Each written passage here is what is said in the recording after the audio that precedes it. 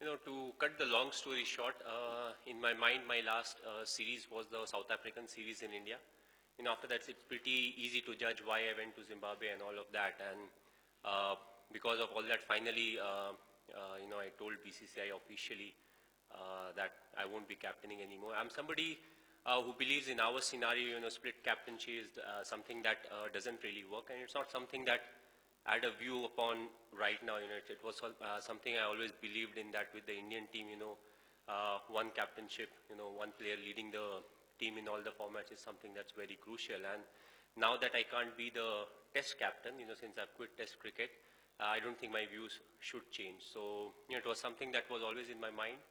Virat took over the test captainship, and I wanted him to have some time over there and then, get into the full captainship role. So he was always ready. Limited or over format is not a big challenge. And, that's why I finally decided that this is time to, move on and give Virat the full captainship. And ek aur kuch sawal.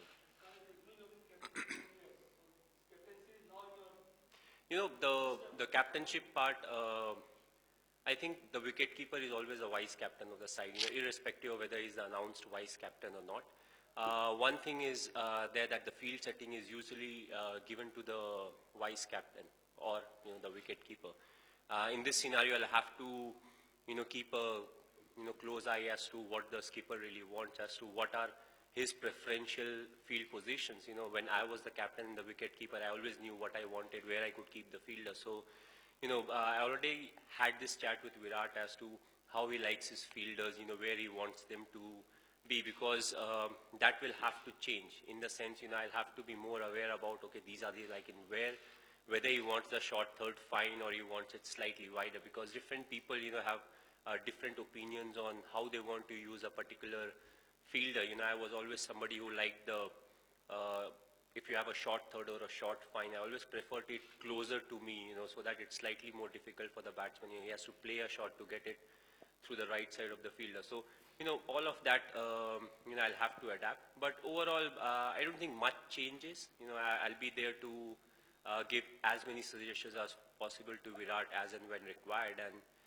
the field positioning is something, I'll have to keep a close eye. I can't just, freely on my own, you go left, you go right, I'll have to consult him, tell him, because if it's strategically positioned in a particular place, it can become a bit of a problem, because if I start moving around. But, it's not something that's a big trouble to cope up with. It's just that I'll have to keep a close eye, especially in the first few games, maybe a couple of games where, I can read the field positioning and everything and use it, from their point.